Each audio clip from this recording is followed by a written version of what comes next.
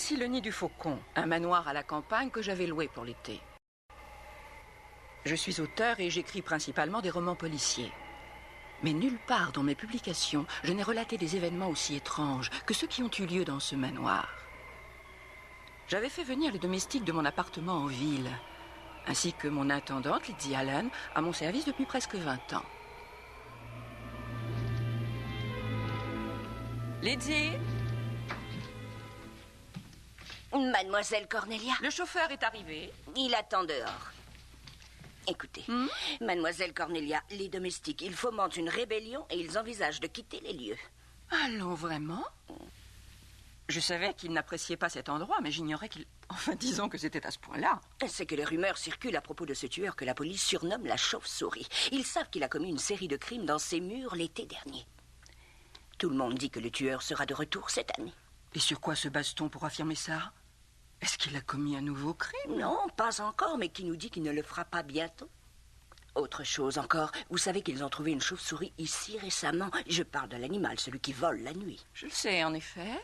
Regardez ce qu'ils disent dans ce magazine. Le ministère de la Santé déconseille fortement à quiconque de s'en approcher. Certaines auraient la rage. Eh bien, ça, alors... Attendez d'entendre le plus beau. Il circule une autre rumeur selon laquelle ce serait la chauve-souris en personne. Je parle du tueur, cette fois, qui aurait lâché des chauves-souris enragées dans toute la région. Oh, c'est parfaitement ridicule. Peut-être, sauf que le majordome, le cuisinier, son apprenti, ainsi que la bonne d'étage semblent être convaincus. Je ne vais pas perdre mon temps à les raisonner. Si quelques rumeurs insensées sans fondement suffisent à leur faire quitter leur emploi, eh bien, tant pis pour eux, ça m'est égal. Allons, Lydie, je vais être en retard à la banque.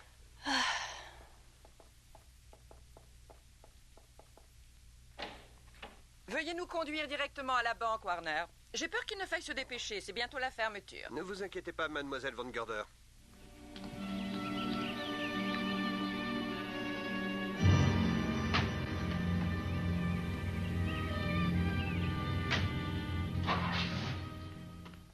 Et encore merci. Mademoiselle Van Gorder. Comment allez-vous, monsieur Bellet? Très bien, et vous? Mais ma foi, très bien également. Vous souvenez-vous de Lizzie Allen? Naturellement, mademoiselle Cher Allen. monsieur. Vous allez passer l'été parmi nous, il me semble. En effet. J'ai loué le Nid du Faucon, la demeure de votre cher président John Fleming. On m'en avait parlé, ça m'avait beaucoup étonné. Pourquoi un problème avec le manoir? Non, ce qui m'étonne, c'est que monsieur Fleming avait juré de ne pas le louer. Ah bon? Je l'ai directement loué à son neveu, Mark Fleming, qui tient ici l'agence immobilière. Il m'a dit que son oncle serait absent pendant tout l'été. En effet, c'est exact. Monsieur Fleming est dans les forêts du Nord avec son médecin, le docteur Wells. Je vous demande pardon. Dale, j'aimerais vous présenter ma femme. Nous nous sommes mariés à Noël. Ça a dû être très agréable. Ça, oui, je vous le confirme. Ah, la voilà. Chérie. Ma femme, Comment mademoiselle allez-vous? Van Gorder et Allen. Ravi de vous rencontrer, madame Bellet. Oh, quel honneur. Cornelia Van Gorder. En effet. Oh, vous savez, j'ai lu tous vos romans policiers, du premier jusqu'au dernier. Et j'avoue que j'en aime un plus que les autres. L'étrange morgue du docteur X. Même s'il m'a donné des frissons. Quoi, seulement des frissons? Moi, il m'a empêché de dormir. En tout cas, je suis bien de votre avis. Mademoiselle Corny a frappé fort avec celui-là. Quand vous parlez de mes romans, je vous prierai de ne pas m'appeler mademoiselle Corny. Excusez-moi, monsieur Bellet. Monsieur Heinz est arrivé pour vous. Ah oui. Je vous demande pardon, mademoiselle. Ne lui signez pas d'autographe? Au contraire, là, je tu ferai à exagères, l'occasion. Victor. Oh, ainsi vous êtes une jeune mariée. Plus tout à fait, j'en ai peur. Enfin, plus depuis Noël, disons. C'est drôle, je parierais vous avoir déjà vu. Eh bien, c'est que je travaillais en tant que secrétaire ici même à la banque. Mais bien sûr, je m'en souviens à présent. Puis-je me permettre de saluer le retour de notre plus célèbre visiteuse? Oh, voilà qui est très gentil de votre part, mais... C'est le lieutenant Anderson. le lieutenant Anderson, mais oui, évidemment. Ce monsieur est le chef des forces de police de cette charmante ville. Voici mademoiselle Allen. Mademoiselle. Ravi, cher monsieur. Le lieutenant Anderson est un de nos habitants les plus actifs. Il est au conseil d'administration de la banque.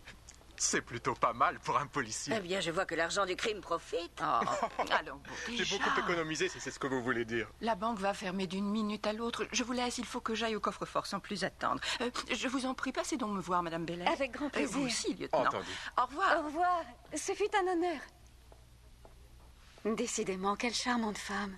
Elle a emménagé hier dans le nid du Faucon. Un auteur de romans policiers ne pouvait rêver mieux pour ses vacances. Oui, ça c'est certain. Vic, que se passe-t-il?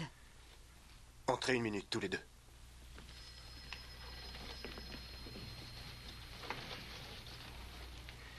Andy, on a de gros problèmes. Wendell Hines est venu retirer 350 000 $ en bons du trésor et nous avions engagé les titres pour garantir le prêt. Les bons étaient stockés au coffre-fort. Monsieur Fleming et moi, nous sommes les seuls ici présents à avoir accès à ce coffre-fort. Et alors? Les bons du trésor de Hines sont disparus. Et ce n'est pas tout. D'autres valeurs négociables ont disparu. D'après mes estimations qui demandent à être confirmées, la banque a été dévalisée de plus d'1 million de dollars en valeur et en titres. Vous allez devoir avertir Fleming. J'aurais aimé lui parler, en effet. Malheureusement, lui et le docteur Wells sont en pleine forêt. Impossible de les joindre au téléphone.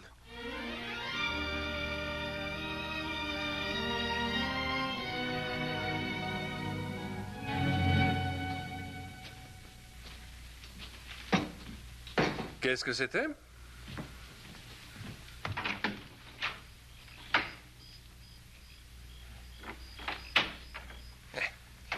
J'avais cru entendre quelqu'un marcher sur le chemin qui vient du lac et je me disais que c'était peut-être bien notre guide. Non, Sam n'arrivera pas avant demain matin. Il y a 30 km en canoë qui nous séparent de la civilisation.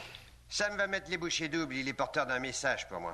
Je croyais que vous n'étiez disponible pour personne de la banque. C'était la consigne, mais ils vont vouloir m'appeler. Docteur, Oui, John? que feriez-vous pour un demi-million de $? N'importe quoi à part un meurtre. Pourquoi pas un meurtre? C'est trop d'embarras.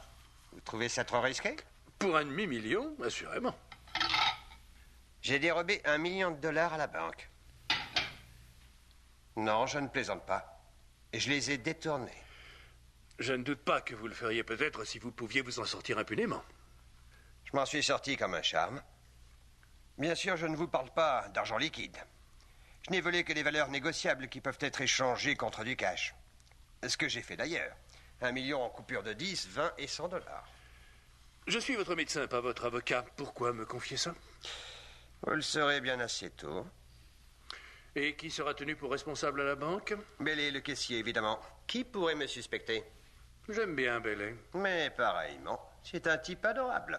Et c'est moi qui lui ai donné sa chance. Il s'est trouvé une très gentille femme. Une fille charmante. J'ai été témoin à leur mariage. Où il est, ce million? Dans le caveau familial à Zénith. Dans une crypte, à côté du cercueil de mon père. Je ne vous crois pas, John. Non? Non. Vous oubliez que j'ai longtemps été à votre chevet lorsque vous étiez bien mal en point. Et que vous déliriez à voix haute. Une fois, je vous ai entendu parler d'une pièce dérobée. Où pourriez-vous disposer d'une pièce dérobée à part dans ce manoir que vous avez bâti? Ce monument que vous appelez le Nid du Faucon. Écoutez, il est de notoriété que j'ai des petits soucis cardiaques. Qui serait surpris à la banque de recevoir un télégramme leur annonçant que mon cœur avait lâché? Que j'avais fait une chute d'une grande hauteur ici dans la forêt? Que mon corps était dans un état lamentable? Vous pourriez alors amener le corps pour l'enterrer et donner comme instruction de ne pas ouvrir le cercueil étant donné l'état critique de son contenu. Je suppose que vous êtes conscient du fait, John, qu'il faudrait que nous disposions d'un corps dans le cercueil. Tôt ou tard, nous aurons affaire avec un employé des pompes funèbres. Évidemment. On le trouve où, le Maccabée?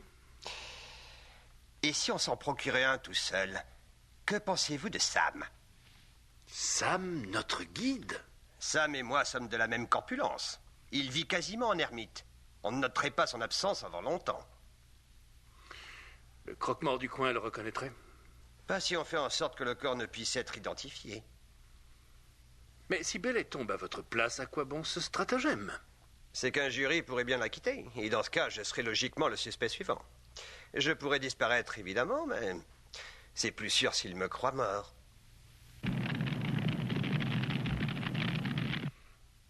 Et si je refuse de marcher dans la combine? Laissez-moi vous dire que ce serait dommage.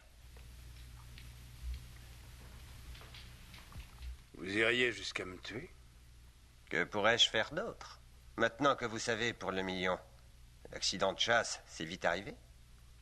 À vous de voir, docteur. Si vous préférez trouver un autre corps au lieu de Sam, je n'y vois pas d'inconvénient. Il y a un demi-million à la clé pour vous. Je serai à la hauteur. On dirait que ça sent la fumée. Mais et vous entendez ce crépitement?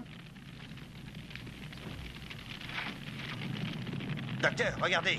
Un incendie! Il se propage dans notre direction. Il faut partir d'ici. Par la porte de derrière. Bonne idée. Dès que j'aurai résolu le problème de ce corps qui nous fait tant défaut.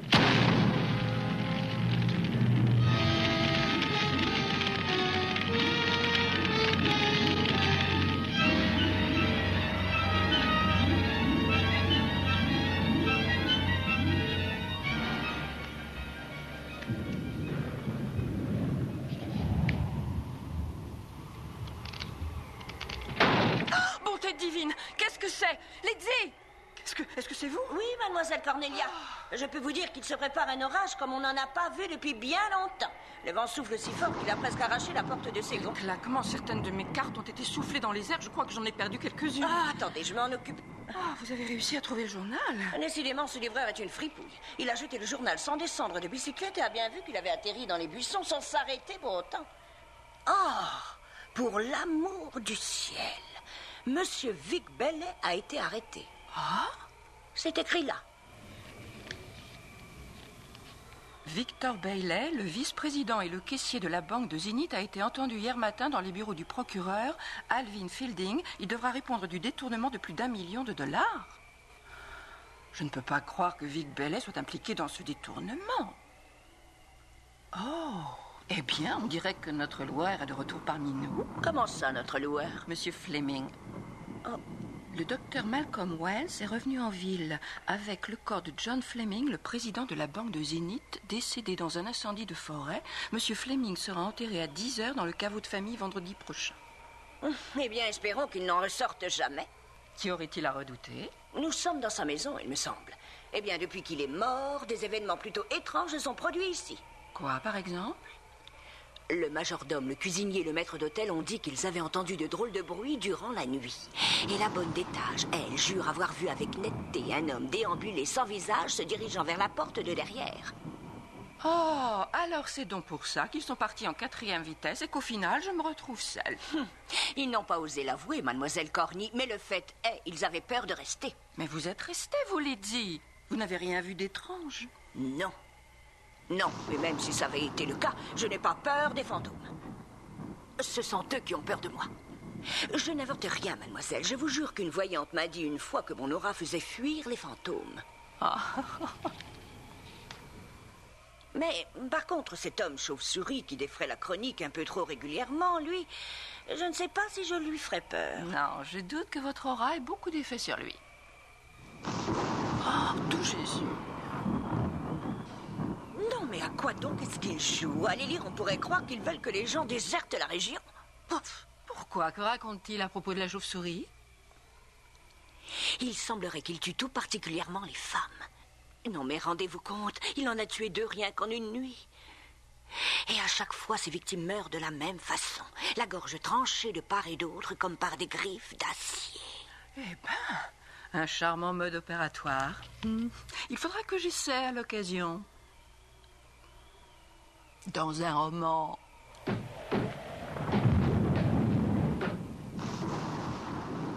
Oh, ça, ce n'est rien. Seulement un des volets qui claque contre le mur. Le claquement est différent. Je pencherai pour une porte. N'y prêtez aucune attention. Écoutez plutôt ça. Une de ces victimes qui a survécu quelques instants après avoir été retrouvée a décrit la chauve-souris comme un homme dont il manquerait le visage. Franchement, mademoiselle, cette femme devait avoir tendance à exagérer.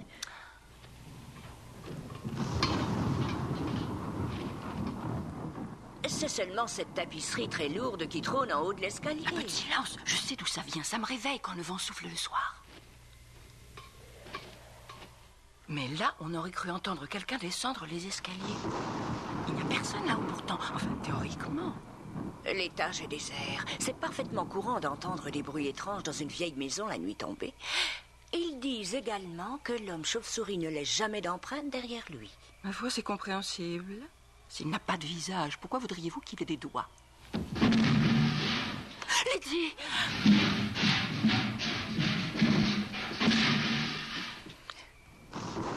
Attendez, laissez-moi deviner, ça c'est le chat qui fait ses griffes sur le sol. Non, non, ça m'étonnerait un peu. Mais je crois que ça mérite d'aller jeter un coup d'œil.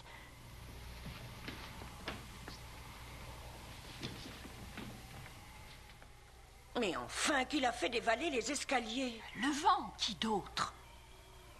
Il doit y avoir une fenêtre ouverte là-haut. Non, Lydie, laissez-le par terre. Oui, lui aussi a le droit de dormir. Il reste à espérer que les câbles à haute tension tiendront le coup. Mieux vaut éteindre. Allons vérifier que les fenêtres sont fermées dans le salon. Tirons bien les rideaux et ensuite dans nos chambres. Bien, mademoiselle.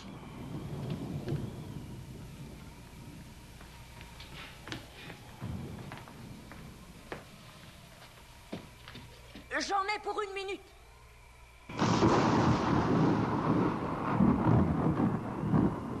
Ah!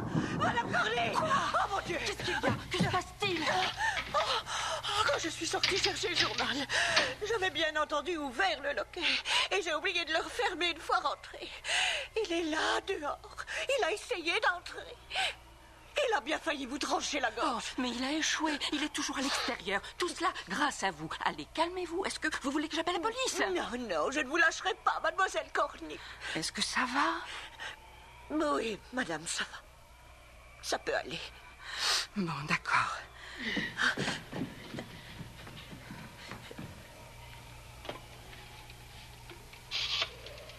Ici l'opératrice.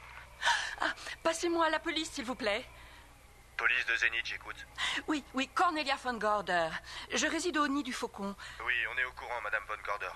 Il y a quelques minutes de cela, un homme a tenté d'entrer en force dans la maison. Je crois savoir que vous n'êtes pas seul. Envoyez un de vos domestiques. Je n'ai plus personne, à l'exception de mon chauffeur. Et il a sa journée, il revient demain matin. Ce qui fait que nous ne sommes que 2 cette nuit. En fait, nous allons nous enfermer dans ma chambre. Écoutez, si jamais l'un de vos hommes repérait quelqu'un, pourriez-vous lui dire de m'appeler? J'envoie immédiatement des agents sur place. Je vous remercie, monsieur. Venez, Lydie, allons dormir dans ma chambre.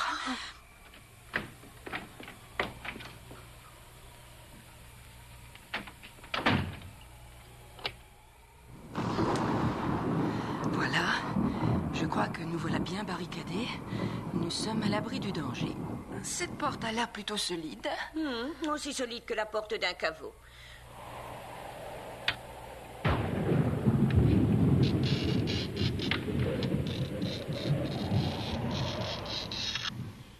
Ce divan devrait être assez confortable. Il y a des draps et des couvertures dans les placards, je sais. Alors, voyons un peu ça.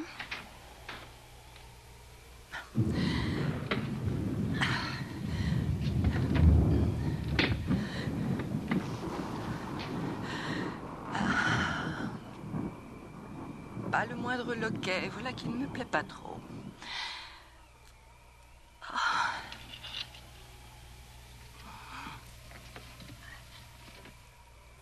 Et qu'est-ce que c'est que ça? Ça, ma petite dame, c'est un système d'alarme.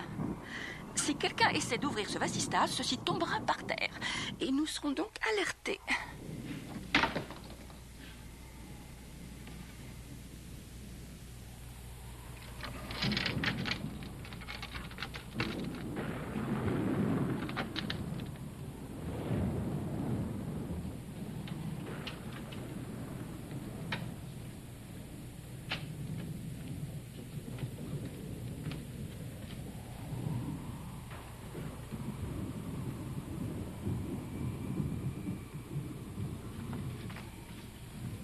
Oh, quelle tête de linotte! J'ai oublié tout ce dont j'ai besoin. Ma robe de chambre, ma nuisette, mes pantoufles. Je reviens immédiatement. Ah, attendez une minute. Lydie, je viens avec vous. Ne vous donnez pas cette peine, mademoiselle Cornelia. Ma chambre est au bout du couloir. Lydie, je vous ai dit d'attendre. Tout va bien se passer. Ça me prendra que quelques secondes. Rentrez, Lydie. Allez, vite.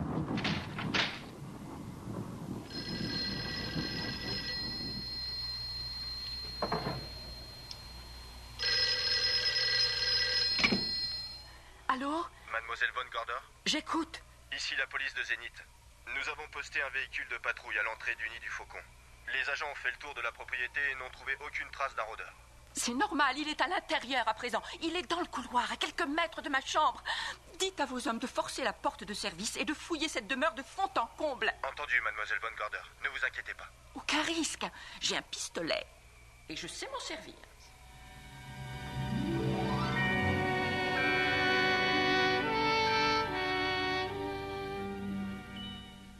Oh, essayez de vous détendre. Allons, Lizzie. Les policiers ont été très consciencieux. Ils ont cherché partout, n'ont trouvé personne. Peut-être, mais nous l'avons vu toutes les deux, cet individu. Vous avez raison, et alors? Ça veut seulement dire qu'il s'est échappé. Il y a 2 agents en faction à l'extérieur, alors dormez donc sur vos 2 oreilles. Nous sommes absolument hors de danger.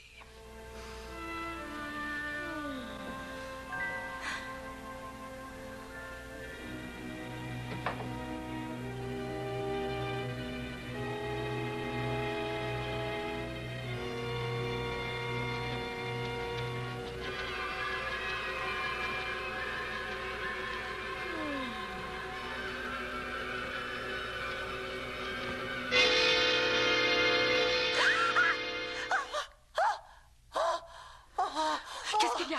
Mademoiselle Cornelia! Mademoiselle Cornelia! Que se passe-t-il? Lizzie?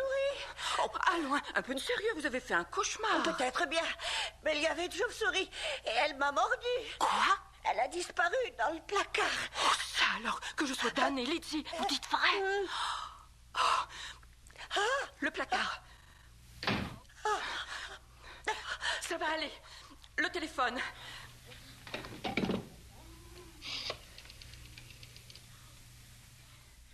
Monsieur l'opérateur, mettez-moi en relation avec le docteur Malcolm Wells, le plus vite possible. Je l'ignore, son numéro, je n'ai pas de bottin ici. Mais il s'agit d'une urgence. Passez-moi son cabinet, s'il vous plaît. Oh, Dieu du ciel, ne me dites pas que je vais attraper la rage. Allô? Allô? Le cabinet du docteur Wells? Ici message service. Le docteur Wells est absent pour le moment, mais donnez-moi votre nom et votre numéro et j'essaierai de le joindre. Ici mademoiselle Von Gorder, au nez du faucon. Une chauve-souris vient de mordre mon intendante et lui a peut-être transmis la rage. Il faut la vacciner le plus vite possible. On m'a dit que le docteur Wells était le plus proche. Je vais faire de mon mieux pour le joindre. Si je n'y parviens pas, je vous enverrai un de ses confrères. À la bonne heure, merci beaucoup. Oh, on l'a déjà appelé. Espérons que ce n'est pas un accouchement. On serait dans de beaux draps, ça dure parfois longtemps, ces choses-là. Ça ne m'a jamais posé de problème. Oh, Lizzie, vous n'avez jamais mis au monde. C'est bien pour ça que ça ne m'a jamais posé de problème. Oh, c'est douloureux, on dirait. Oui, un peu.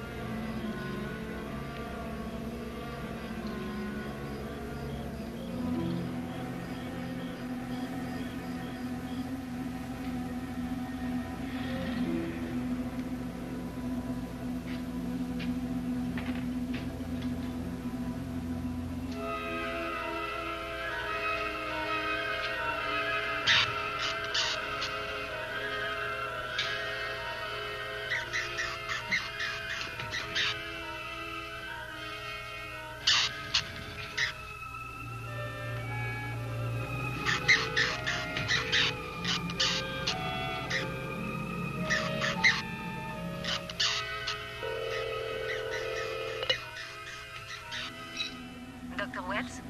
Vous êtes là, docteur?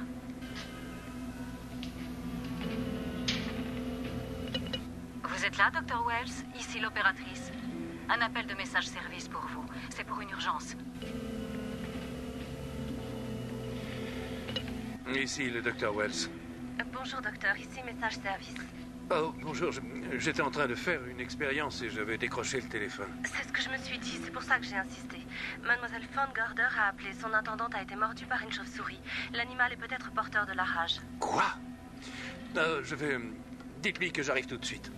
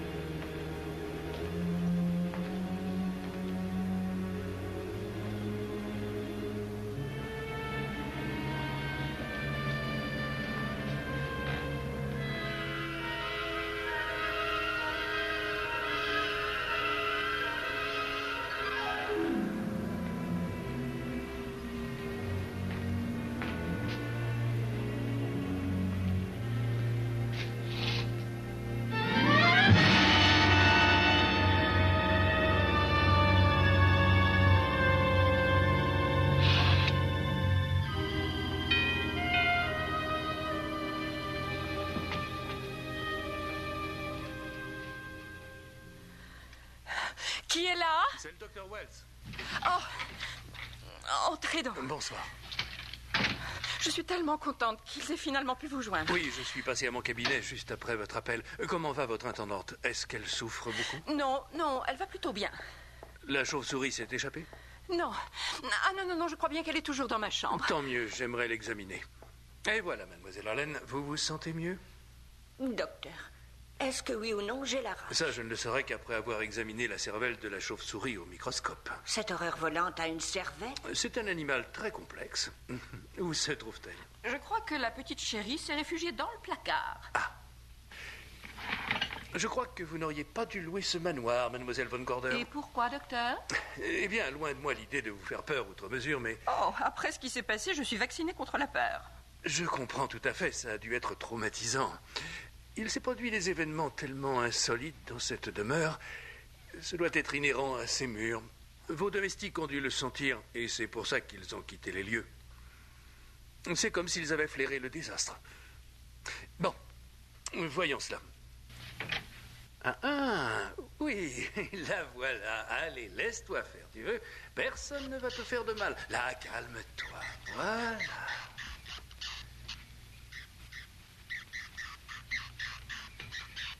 Elle paraît tout à fait normale, aucune pathologie apparente.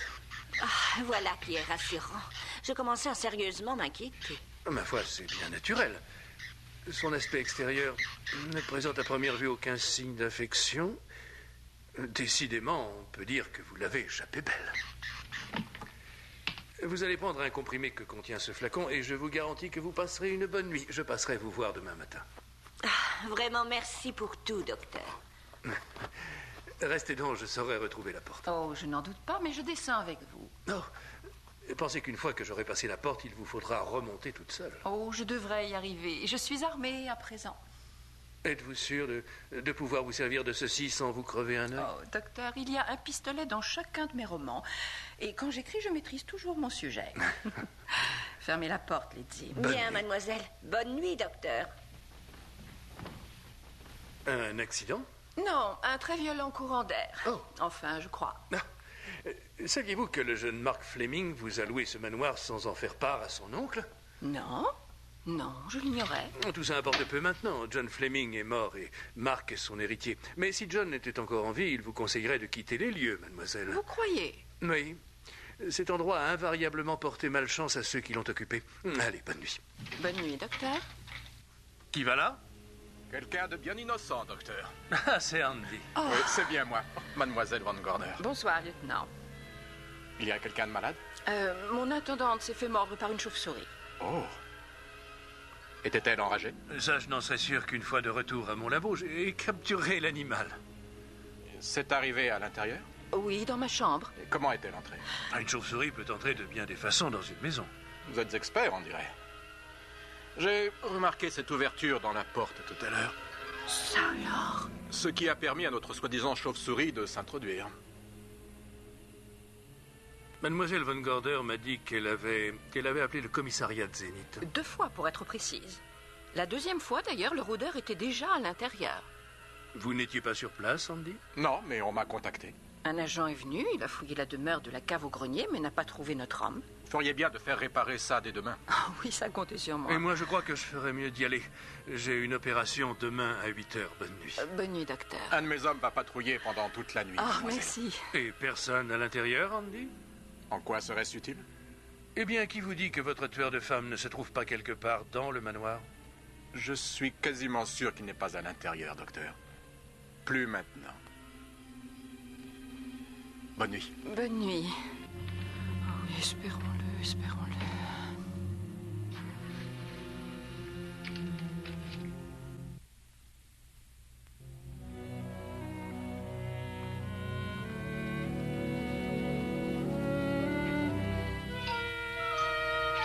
Oh, bonjour Andy. Bonjour, Marc. Eh bien, mes félicitations. Je vois qu'on ne connaît pas la crise dans l'immobilier. Nouveaux locaux, nouvelles décorations. Un nouveau contrat. Vous trouvez ça comment? Ça n'a pas l'air bon marché. Oh, bien sûr, j'oubliais votre héritage. Ah, je ne l'ai pas encore touché. J'ai lu dans le journal que John Fleming vous a légué l'intégralité de sa fortune. L'embêtant, c'est que cette fortune, personne ne semble savoir où elle se trouve. Vous êtes sérieux? Tout ce que mon oncle a laissé sur son compte en banque, c'est un peu plus de 200 $. Quant à son coffre, il était vide. Si on ne retrouve pas bientôt ce million, ça risque aussi de m'arriver. Et pourquoi ça? J'ai investi toutes mes économies dans des parts sociales de la banque. Et la commission ne déclarera l'établissement solvable qu'à la condition qu'on retrouve les valeurs négociables. Du coup, les actionnaires ont voté une motion pour mettre certains de nous à l'écart. Ça devait arriver dès que les valeurs ont été converties en cash. Si je ne retrouve pas cette somme d'argent, je suis ruiné. Où allez-vous orienter vos recherches? Ici, à Zénith. Vous croyez que votre oncle serait parti chasser avec 1 million? Vous soupçonnez mon oncle John? Et pourquoi, Andy? C'est lui le fondateur de cette banque. Ce serait comme piller le caveau de famille. Il n'en serait pas capable? Ah non. Et puis d'ailleurs, ce sont les empreintes de Vic Bailey qu'on a retrouvées. Celles de mon oncle n'étaient pas sur le coffre, il me semble. Il les a simplement effacées. Et la défense pourra le prouver? Ils s'y emploieront. Judy Hollander, la secrétaire de Victor Bailey, va comparaître. Tout le monde dit que son témoignage pourrait bien influencer le jury de façon déterminante. Ah, ça... Son influence sur moi n'est plus à prouver. Judy est un ange. C'est de celui-là que nous parlions, Judy. C'est votre dernier roman? Il vient tout juste d'être publié. Gardez donc cet exemplaire, si vous voulez. C'est une première édition et en plus elle est signée. C'est la moindre des choses. Merci du fond du cœur. Voulez-vous que je serve le thé, mademoiselle Von Gorder? Oui, s'il vous plaît, Warner. Entendu. Ma foi, vous avez trouvé de nouveaux domestiques, on dirait. Oui, effectivement. Comment les avez-vous convaincus de s'installer au manoir? Jane Patterson, ma nouvelle servante, connaît ces murs mieux que quiconque, docteur. Ah. Elle travaillait pour John Fleming. Quant à Warner, eh bien, c'était mon chauffeur. Un chauffeur qui devient majordome? Je sais, c'est incroyable. La polyvalence fait tellement défaut de nos jours. Avez-vous contacté un plombier, Warner? Il ne pourra pas venir avant 3 jours, madame. Mais ce tuyau fuit comme ça n'est pas permis au sous-sol. Dans 3 jours, nous serons inondés. Le tuyau ne fuit plus dans l'immédiat. Ces canalisations seraient-elles dotées d'intelligence? Non, pas tout à fait. J'ai bouché le coude d'où provient la fuite temporairement. Boucher le coude, vous dites? Et où donc avez-vous appris à faire ça? Depuis la nuit des temps, l'eau tombe du ciel abondamment et l'homme a dû apprendre à se maintenir au sec. Est-ce que vous auriez besoin d'autre chose, mademoiselle Von Gorder? Non, pas pour le moment, Warner. Très bien, madame. Avouez que c'est un sacré personnage. Depuis combien de temps travaillait-il pour vous en tant que chauffeur? À peu près 3 mois. J'espère pour vous qu'il n'a pas de casier judiciaire. Ma chère Dale, il est de mon devoir de vous rappeler que peu de temps avant de décéder, John Fleming m'a dit qu'il aimait votre mari comme son propre enfant. Si Fleming ne nous avait pas quittés, il se battrait comme un lion pour prouver l'innocence de Vic. Et M. Fleming pourrait-il prouver son innocence? Mademoiselle Von Gorder, se pourrait-il que vous en doutiez? Ça se pourrait bien. En tout cas, j'attendrai le témoignage de mademoiselle Hollander pour l'exclure. Oh. Vous savez quelque chose qu'on ignore encore, Judy? Quelque chose que j'ai vu de mes propres yeux. Elle n'est pas autorisée à en dire davantage. Mon enfant, loin de moi l'idée de la faire parler. Mais imaginons juste un instant que Fleming a en effet volé $1 million. Qu'en aurait-il fait? Où se trouve-t-il à l'heure qu'il est? Caché quelque part, là où sans danger, il aurait pu le récupérer dans quelque temps. Moi, si j'écrivais un tel récit, au lieu de m'éloigner du magot, je le cacherais quelque part dans ce bon vieux manoir. Sous une vieille latte de parquet ou dans la cheminée? Si M. Fleming a eu le cran de voler 1 million, c'est qu'il avait préparé son coup à l'avance. Il avait forcément dû prévoir une cachette. Et peut-être même lors de la construction du manoir. J'ai loué cette bâtisse par l'entremise de Mark Fleming, son neveu. Et je me demande s'il n'aurait pas les plans par hasard. Je lui demanderai. Excellent. Lady, apportez le téléphone à Madame Bailey. Demandez-lui maintenant. Oh, Son d'accord. numéro est Summit 75 37. 37, oui, c'est ça. Merci, Lydie. Summit 75 37. Ça marche bien, Andy. J'aurais tort de me plaindre. Qu'est-ce que je disais? Encore un acheteur potentiel. Mark Fleming, j'écoute. Oh, bonjour, Dale. Attendez une minute, je vais voir ce que je peux faire. C'est Dale Bailey, elle paraît agitée. Mademoiselle Von Gorder veut savoir si j'ai encore les plans du nid du faucon. Que peut-elle bien vouloir en faire? Il y a fort à parier qu'elle soupçonne votre oncle d'avoir caché le butin sur place. Vous les avez, ces plans? Ils doivent forcément se trouver dans le manoir. Mais oui, bien sûr, il y a bien un endroit où mon oncle aurait pu les ranger. Où exactement? Je crois me souvenir qu'il en avait parlé il y a longtemps, mais où ça se trouve précisément, ça je l'ignore. De toute façon, je vois toujours mal mon cher oncle voler 1 million. Mais si je retrouve ces plans, je vous le ferai savoir. Allô, Dale? Écoutez, j'avais encore des culottes courtes la dernière fois que j'ai vu ces plans, mais je passerai ce soir, on les cherchera ensemble. Bien, merci Marc, nous vous attendrons. D'après lui, les plans seraient quelque part dans la maison. Il va passer ce soir. À la bonne heure. Dale et Judy vont rester pendant le week-end. Voudriez-vous souper avec nous ce soir? Oh non, merci, je ne peux pas, j'ai encore quelques visites à assurer. Vous savez, si Judy, en témoignant, s'apprête à innocenter Vic Bailey en portant l'accusation sur Fleming, nous ne serons pas les seuls à conclure que le magot est caché ici quelque part.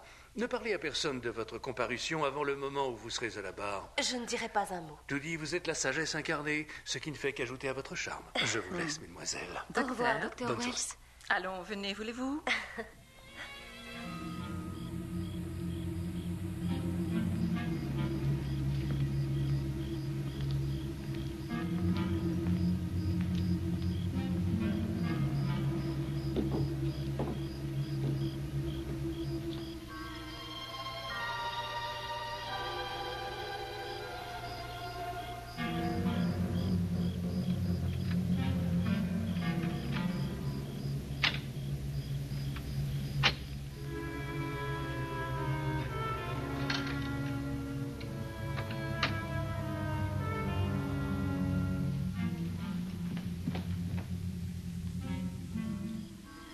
Il s'est passé tellement de choses surprenantes dans ce manoir. Avouez que c'est troublant. Plus j'y pense, plus je me dis que je devrais coucher cela par écrit. Étiez-vous la secrétaire de votre mari, Dale? Oui, c'est bien ça. Vous maîtrisez la sténo? Eh bien, ma chère, si vous voulez vous occuper l'esprit quelque temps, je vous propose de m'aider à l'écriture de l'histoire de cet assassin redoutable et mystérieux, la chauve-souris.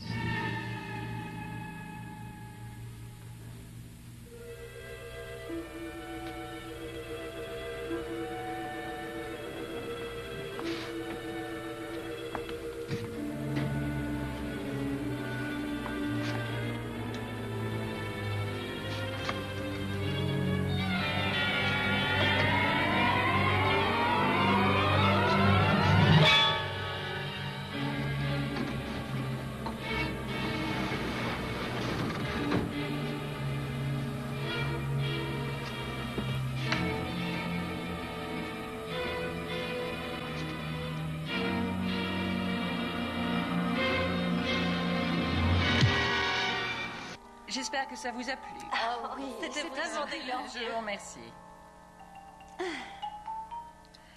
Excellent souper, Lydie, comme Ah d'habitude. oui, fabuleux. Oh, quelle magnifique pièce d'argenterie, alors. Une pièce originale, j'imagine. Oui, en effet, vous savez, on s'en sert encore régulièrement en Angleterre. Pour le petit déjeuner, surtout. Ah oui, vraiment? Mais oui, je vous assure. Et d'ailleurs, c'est bien pratique pour garder au chaud les saucisses ou les œufs brouillés. Voyez-vous C'est cela? extrêmement pratique.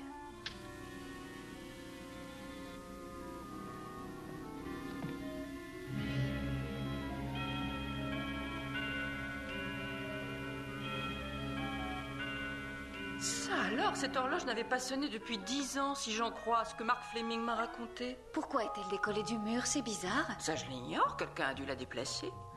Peut-être Lydie quand elle faisait les poussières. Attendez une minute. Vous saviez qu'il y avait une porte sur ce pan de mur? Non, bien sûr que non. Par tous les saints des cieux, vous avez raison. Peut-être que c'est l'entrée d'un passage secret. Oh, le sujet de mon prochain roman. Allez, on pousse très fort, on va peut-être enfin découvrir ce million dérobé.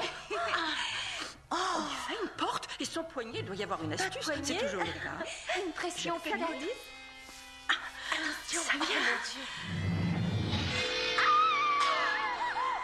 Oh Dieu, c'est terrible.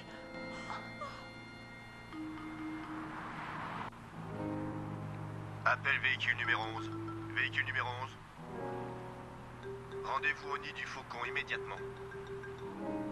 On nous signale un homicide. Entendu. Je me rends au nid du faucon. Contactez donc également le Dr. Wells, qu'il vienne immédiatement sur place. Tenez.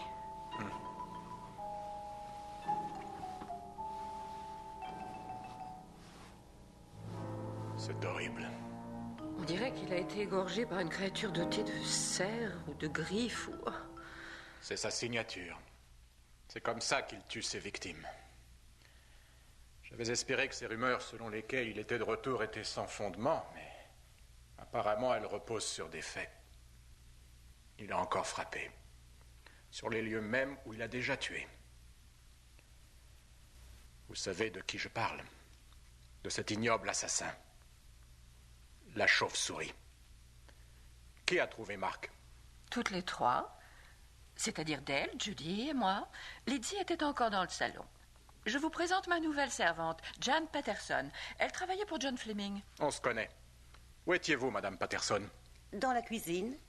Je nettoyais. C'est moi qui ai cuisiné ce soir. Saviez-vous qu'un placard secret se trouvait ici? Non. Et puis d'ailleurs, il était caché par l'horloge. En fait, c'est moi qui l'ai trouvé, lieutenant. J'ai remarqué qu'on avait déplacé l'horloge et que la porte était entr'ouverte. Je vais ouvrir.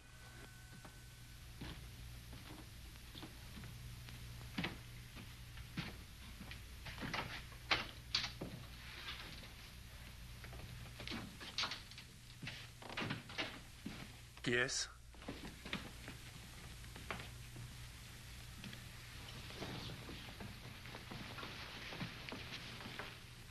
Mark Fleming. La gorge tranchée de part et d'autre, comme pour les autres. À quand remonte le décès? Oh, je dirais une petite demi-heure. Un coup de la chauve-souris. C'est son mode opératoire. Il est peut-être encore dans ses murs. C'est probable, en effet. Pourquoi serait-il resté? Parce qu'il cherche une chose, et comme vous, il croit qu'elle est ici. Il n'est pas du genre à s'avouer vaincu. Aussi, je vous conseille de quitter cette demeure aussi vite que possible, et ceci malgré la protection experte de la police locale. Vous avez appelé la morgue? Oui, ils sont en route. Ça me laissera quelques instants pour examiner le corps. Y a-t-il une autre pièce disponible? Oui, le solarium, derrière. Merci. Vous voulez m'aider? Excusez-moi.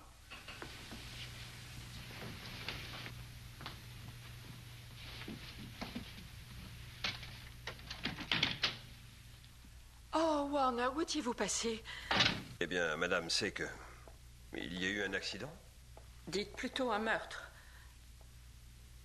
Mark Fleming, le jeune homme qui m'a loué le manoir, vient d'être assassiné.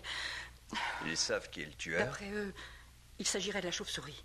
Navré d'avoir utilisé la porte d'entrée, mademoiselle Van Gorder, mais je n'avais pas mes clés. J'ai bien sûr sonné à la porte de service, mais personne n'a répondu. Oh, je vous présente Warner, lieutenant, mon majordome. Il était mon chauffeur. Pourquoi une telle promotion? Oh, c'est difficile de trouver un majordome. Il rechigne à s'installer à la campagne. Vous avez déjà été majordome? J'ai endossé bon nombre d'uniformes, mais j'ai été de repos ce soir et j'avais oublié mes clés. Oui, j'ai cru comprendre. À quelle heure êtes-vous sorti ce soir? Je dirais à 6h30. J'ai dîné chez Wally, près de la Nationale. Vous pourriez le prouver, ainsi que pour les heures suivantes? Je peux essayer. Ça, je vous le conseille. Ne quittez pas le manoir, je vous verrai plus tard. Comme vous voudrez, monsieur. Je me retire dans ma chambre, mademoiselle, si vous avez besoin de moi. Très bien, Warner. Vous ne croyez tout de même pas que Warner... On s'est déjà croisés quelque part. J'ignore encore où et quand. Mais ça me reviendra.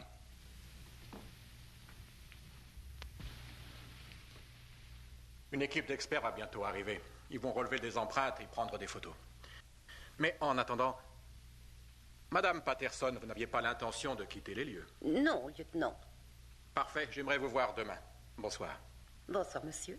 Mademoiselle Van Gorder. Dale, j'étais avec Mark Fleming cet après-midi quand vous l'avez appelé à propos des plans. Je l'ai entendu vous dire qu'il venait ce soir. C'est moi qui ai demandé à Dale de l'appeler. Et elle m'a prévenu qu'il devait passer. Qui était présent à cet instant? Judy, Lydie... Et le très serviable Dr. Wells. Le Dr. Wells.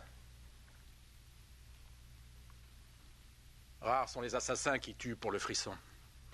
Je pense que notre homme est un psychopathe et je suis convaincu qu'il n'arrêtera pas de frapper avant d'avoir atteint le but qu'il s'est fixé. Il y a 1 million dans la nature. Nous avons affaire à un chasseur qui n'accorde aucun prix à la vie. Bien, est-ce que cette demoiselle dort ici? Ce sont mes invités pour le week-end. Bon, une fois que mes hommes seront là, nous allons investir les lieux. Aussi, je vous conseillerais de... Nous rendre dans nos chambres. Excellente idée. Mesdemoiselles. Pourquoi ne pas laisser un homme en poste durant la nuit, lieutenant? Mais c'est prévu. Je vais surveiller cette maison toute la nuit, de la cave au grenier. Si la chauve-souris repointe ses ailes, elle peut s'attendre à une surprise. Lieutenant, qui est ce tueur? En avez-vous la moindre idée?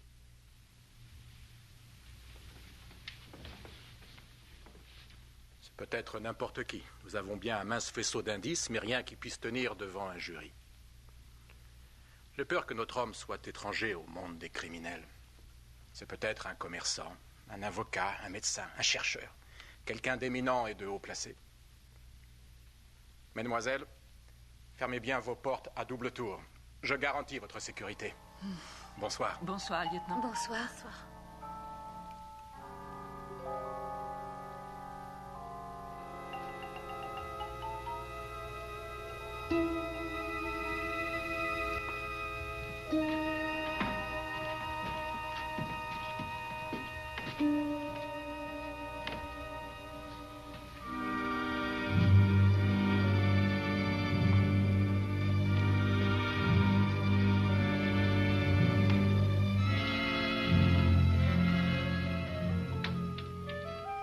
Pauvre Marc. Oui, c'est une tragédie. Si jeune. À votre avis, c'est la chauve-souris qui a encore frappé? Dans mon compte-rendu, je souligne que les causes du décès sont identiques à celles des autres victimes. Un coup paralysant asséné à la gorge, suivi par une série de lacérations au niveau des jugulaires, le tout provoquant une hémorragie massive. Si je vous comprends bien, il n'a pas vu son agresseur. Oh, il l'a vu. Mais il n'a pas eu le temps de se défendre.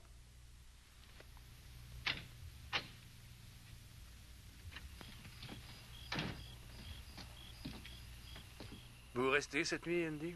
Je vais m'assurer que tout est fermé à clé, mais je reviendrai demain matin à la première heure. Et ni la neige, ni le crachin, ni le soleil accablant des longues journées d'été ne devaient interrompre la quête de ces guerriers valeureux. Certains risquent d'être sous le choc quand la lumière sera faite. Oui, on peut s'y attendre. Bonsoir, Andy. Soyez vigilant.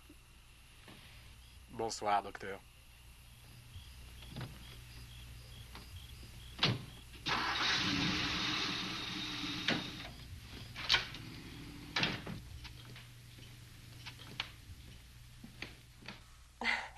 Je crois qu'il serait raisonnable de vous laisser dormir. Lydie et moi allons partager cette chambre pour plus de sûreté. Il y a quelques nuits, l'orage était si violent qu'il a provoqué une panne de courant, si bien que le lendemain, j'ai acheté plusieurs torches. Vous n'avez qu'à en prendre une, Dale. Oh, merci. Bonsoir. Ne me quittez pas d'une semelle. Vous êtes sûr que vous n'avez besoin de rien d'autre? Ah oui, non. tout à fait sûr, ça va aller. Si on vient troubler votre sommeil, eh bien criez très fort. Et 2 vaillantes femmes accourront à votre rescousse. On peut dormir tranquille, surtout avec Andy qui monte la garde. Allez, bonne nuit, bonne nuit. mademoiselle. À Ça demain. va aller, tout va bien se passer. J'en suis sûre. Bonsoir. Enfermons-nous, Lydie.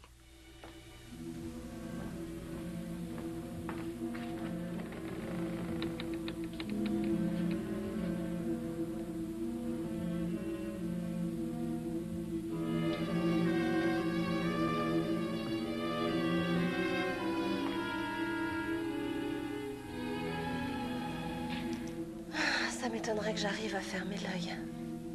Et moi, pareil. Je n'arrête pas de revoir ce pauvre Mark Fleming, nous fixant du regard. Je croyais que quand les gens mouraient, ils fermaient les yeux, comme pour s'endormir. Ne pense plus à ça. Je suis sûre que tu y penses toi aussi. Non, en fait, je pensais à mon pauvre mari qui dort en prison cette nuit. Oh, Judy, si tu savais comme je l'aime.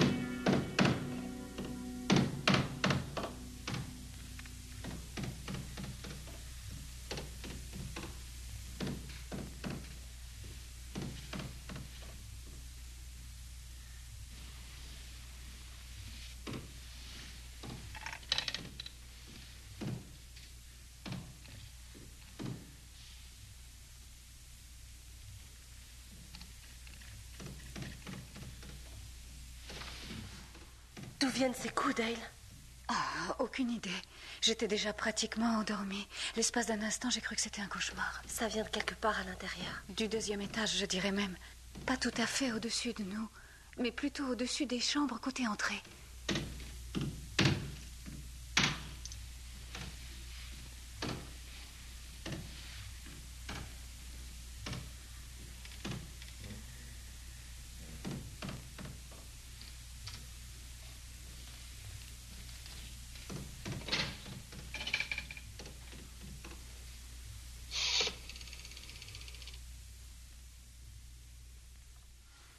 On appelle Mademoiselle Van Gorder. Elle va l'entendre. Elle va forcément l'entendre. Et puis franchement, est-ce que tu veux qu'on passe pour 2 adolescentes hystériques? Peut-être, mais moi j'en ai plus qu'assez. oui, c'est un asile de fous, ce manoir. Dale, tu ne vas pas sortir toute seule. Je veux savoir ce qui se passe là-haut. Mais le lieutenant Anderson a dit qu'on serait en sécurité cloîtrés dans nos chambres. Tu crois que Vic est en sécurité dans sa cellule? Mais si l'argent était bien quelque part à l'intérieur, Mark Fleming le pensait à l'évidence. C'est peut-être ça que quelqu'un cherche en ce moment. Pour l'amour du ciel, Lady, ne me dites pas que vous n'entendez pas ces coups de bélier. Lady, réveillez-vous immédiatement. La ligne intérieure et les câbles téléphoniques extérieurs ont été sectionnés. Impossible d'appeler à l'aide. Où diable se trouve le lieutenant? Oh, mais qu'est-ce que j'en sais? Il a dû lui arriver quelque chose. Allez, enfilez votre robe de chambre. Dale, je t'en supplie, ne va pas là-haut. Il le faut, l'avenir de Vic est en jeu. Toi, tu restes ici. Ah, non, je ne te laisserai pas y aller seule.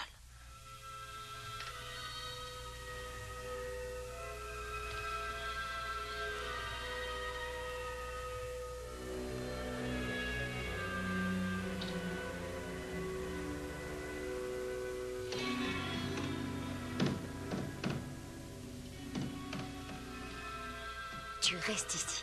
Non, c'est hors de question que tu y ailles Attends-moi seule. ici, je monte voir ce que c'est. S'il te Ça plaît, laisse-moi suffit, venir, Judy. Dale. Préviens-moi si quelqu'un s'approche. J'en ai pour 5 minutes. Tu attends.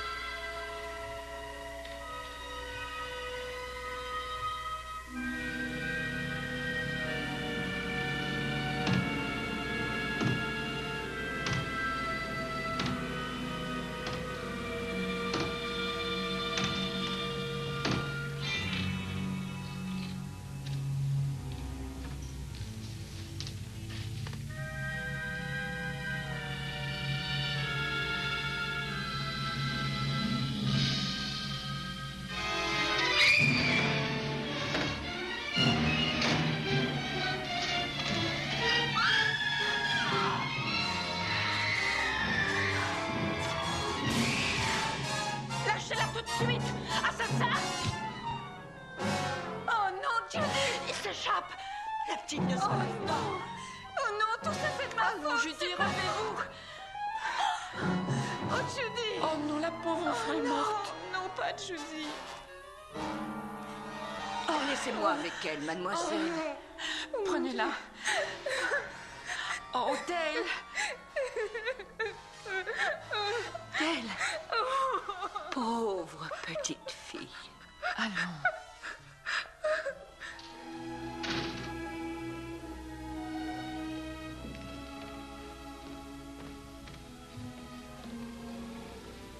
Judy.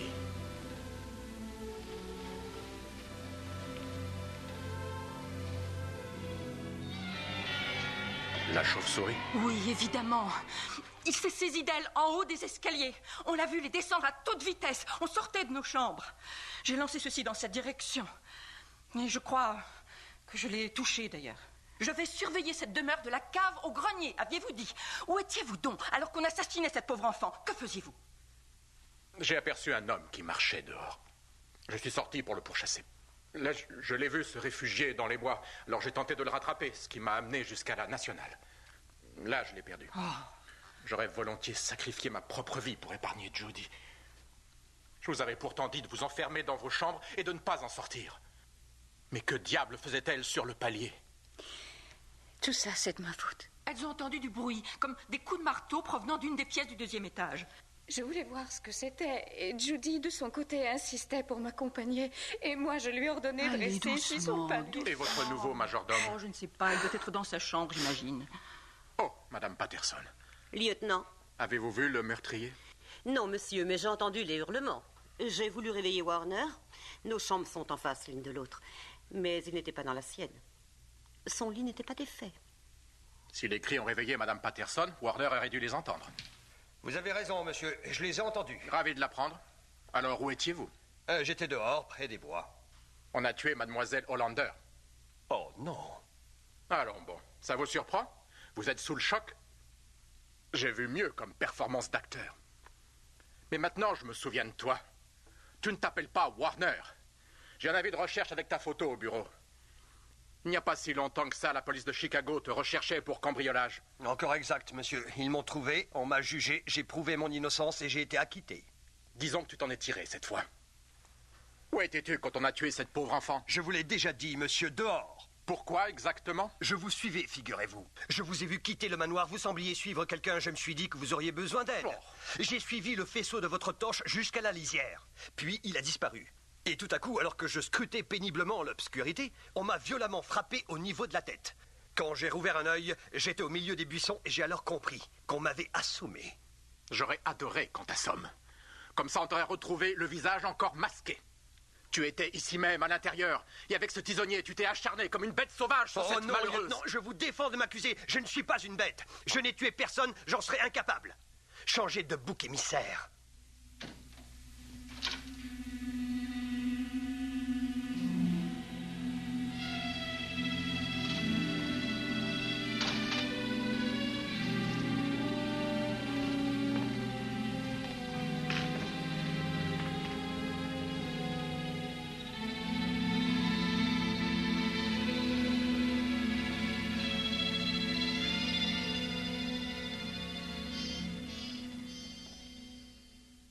Eh bien, docteur, je crois qu'un compte-rendu d'autopsie vous attend.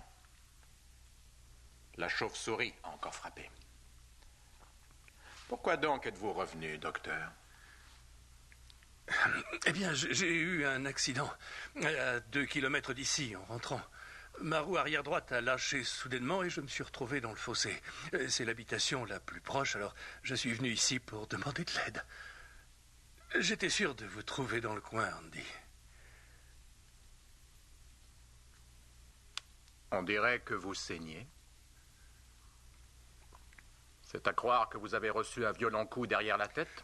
Je vous ai déjà dit que j'ai eu un accident. C'est ce que vous avez dit, oui. C'est ce que vous avez dit. J'ai peut-être eu tort.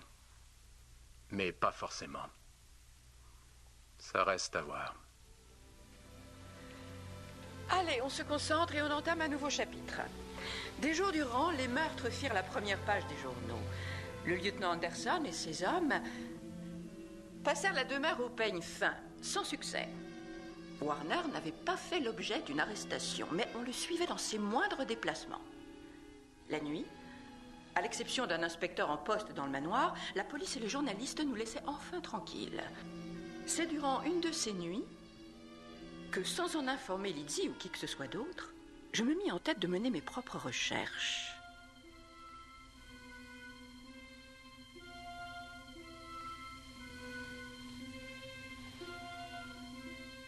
C'est alors que je pénétrai dans une pièce inhabitée, au 3e étage, où nous avions stocké nos malles.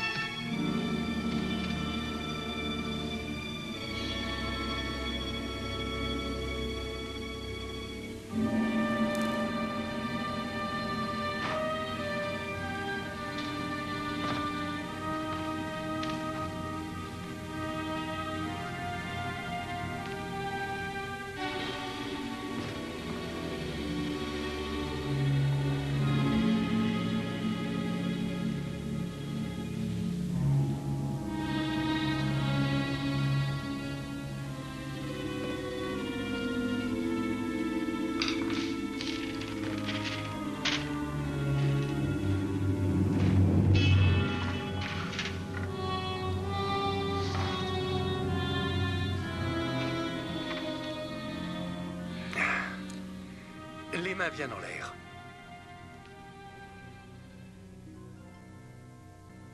Brillante idée que de me tuer dans mon laboratoire pour faire croire à tous que la chauve-souris c'est moi. Mais vous auriez dû me tuer avant. Vous aviez prévu une embuscade? Vous êtes futé, mais vous manquez de cran pour vous lancer là-dedans. De la même façon, vous avez touché au but, mais vous avez échoué à trouver le magot. Moi, je sais où il est caché. Et quand vous serez mort avec cet aveu posé sur la poitrine, je vais aller le chercher et vivrai riche jusqu'à la fin de mes jours. Elle a préféré la mort. Ça, c'est on ne peut plus vrai. Adieu, chauve-souris. Voilà un vaccin qui va vous guérir, que vous ayez ou non la rage.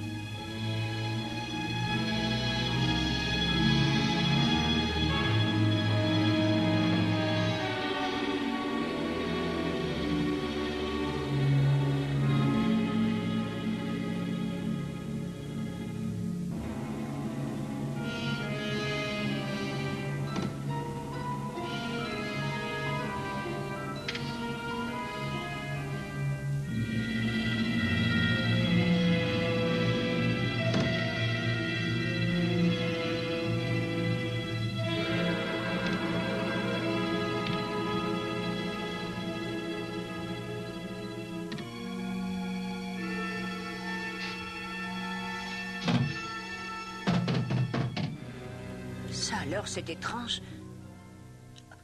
Je dirais même que c'est bizarre.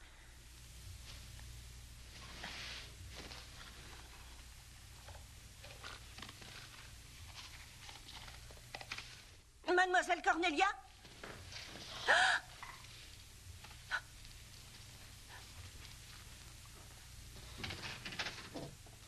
Mademoiselle Cornelia?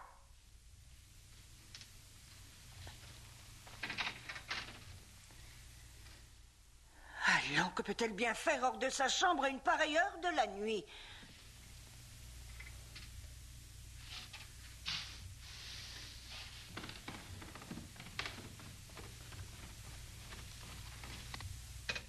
Oh, par tous les saints des cieux!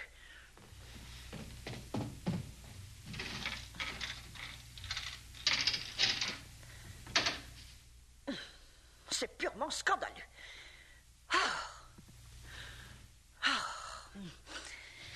Monsieur Davenport, Monsieur Davenport.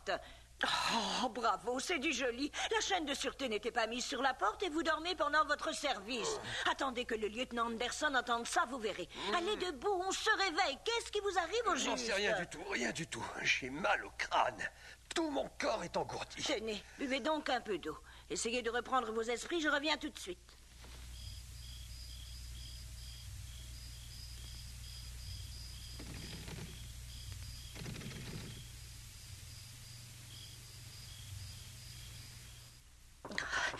Ouvrez, voulez-vous, c'est moi, Lizzie. Je suis terriblement inquiète. Je ne trouve nulle part mademoiselle Cornelia. Et il est arrivé quelque chose au policier, j'ignore encore quoi. Réveillez Warner, qu'il descende au petit salon, on a besoin de lui. Au secours. Est-ce que ça va à présent? Oui, je commence à me sentir mieux. Je me souviens maintenant. Je me suis servi un verre de vin de cette carafe-là. Mademoiselle Von Gorder m'avait dit de me servir. Vous insinuez qu'elle vous aurait drogué? Quelqu'un l'a fait, en tout cas. Quelqu'un qui savait que j'étais de service. Et qui vient aussi d'enlever Mademoiselle Von Gorder. Je l'ai cherchée partout dans la maison, dans toutes les pièces, de la cave au grenier. J'ai demandé à la servante d'appeler Warner. Le lieutenant Anderson veut être mis au courant. Allô? Ici Davenport, au Nid du Faucon. On a des problèmes. Pour commencer, on m'a drogué. Oui.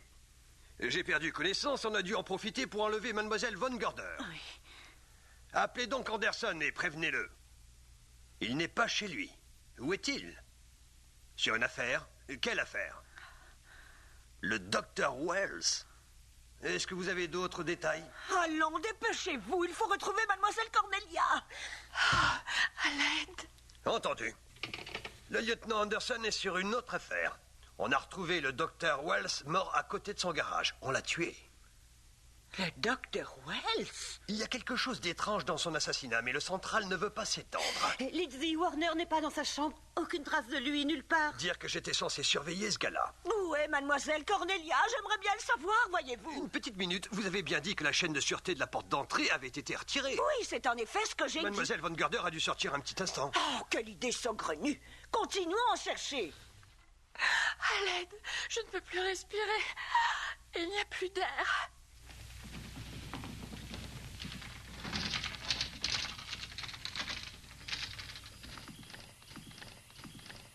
Mademoiselle Cornelia! Mademoiselle Von Gorder! Cornelia! Mademoiselle Von Gorder! Regardez, est allumé dans une des pièces du 2e étage. Vous êtes allé là-haut ce soir? Bien sûr, ça va de soi, mais j'ai pris soin d'éteindre la lumière avant de redescendre. C'est peut-être Mademoiselle Cornelia qui a rallumé. Il faut chercher là-haut en priorité. On monte.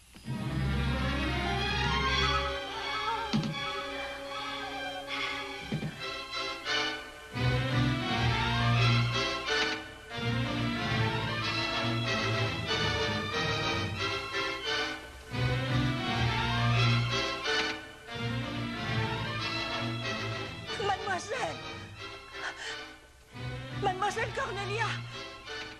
Oh, Mademoiselle Cornelia! Ici, Lizzie, je suis là. Au-dessus de la tablette de la cheminée. On est devant la cheminée. Qu'est-ce qu'on fait maintenant? Au-dessus de la tablette. Il y a 5 moulures. Tapez dessus avec votre poing.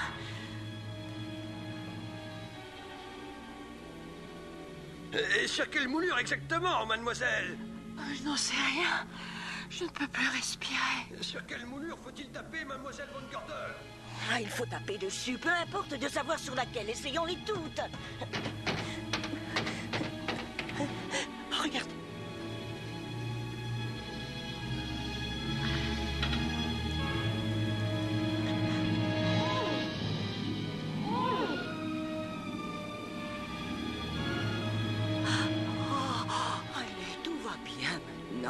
Tout va bien, mademoiselle.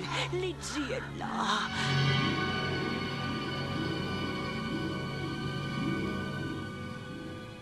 Vous vous sentez mieux? Oui, beaucoup mieux. On vous porte à votre chambre. Surtout pas, je peux rester ici, je vous assure que ça va. Oh, que c'est bon de pouvoir respirer sans le moindre effort. Vous savez, c'est seulement quand on vient à manquer d'oxygène qu'on mesure la chance qu'on a de respirer. Cette pièce secrète est aussi hermétique qu'une boîte. Quand la cheminée s'est refermée, c'est comme si tout l'air était soudainement chassé. Attention, ça se referme. Ne la retenez pas, elle s'ouvre de l'intérieur. Les commandes étaient cachées derrière ce plan d'étage. Elles activent un moteur qui se trouve sous la trappe ici. Une des commandes bloque la porte entr'ouverte. Et je parierais que la cheminée de l'autre pièce s'ouvre de la même façon. Qu'est-ce que je disais? Des commandes, dites-vous? Mais j'ai cherché comment ouvrir, je n'ai rien trouvé. C'est normal, elles Si étaient seulement j'avais dissimulées. soulevé En ça. tout cas, c'est une sacrée installation. Oh. Dommage qu'on ne puisse pas ouvrir le coffre de la même manière. Seul un spécialiste pourrait le forcer, ou alors il faudrait le percer. Justement, c'est peut-être ce que la chauve-souris avait en tête. C'est possible, il retentera sa chance, à mon avis. Mademoiselle Von Gorder, Warner a disparu. C'est vrai? Et on a assassiné le docteur Wells. Le docteur Wells? Le lieutenant Anderson est en ce moment même sur l'affaire. Est-il au courant de ce qui s'est passé ici ce soir? Oui, on l'a contacté. Il devrait bientôt arriver. Oh!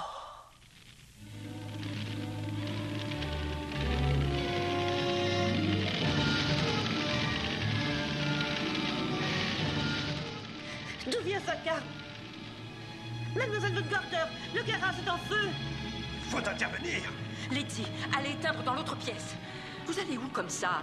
Prévenir les pompiers. Personne ne doit bouger d'ici. Mais mademoiselle, et le garage Eh alors? bien qu'il brûle, surveillez l'escalier. Ce feu n'est qu'une diversion pour nous faire sortir de la maison. Faire sortir de... Vous croyez que c'est un coup? Mais oui, c'est la chauve-souris, évidemment.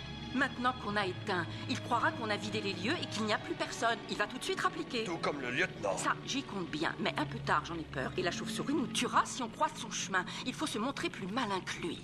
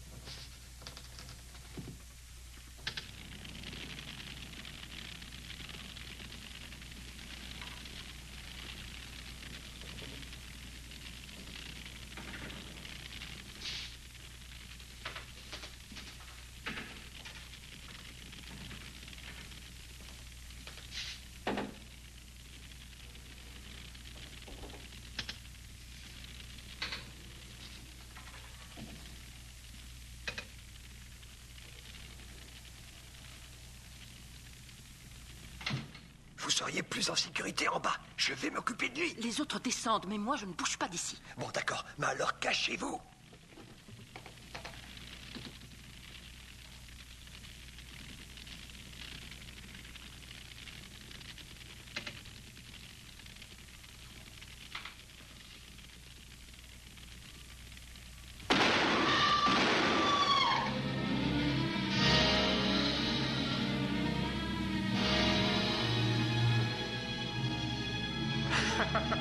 Allez, debout, mesdames, et finissons-en.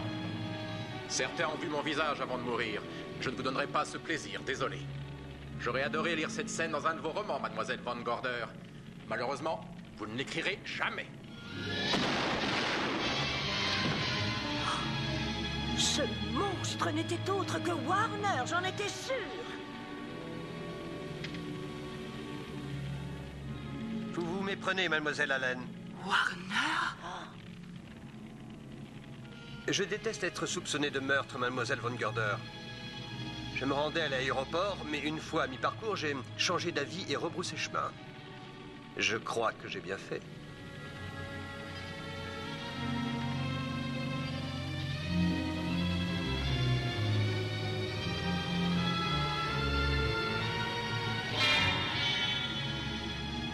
Mon Dieu, c'est le lieutenant Anderson.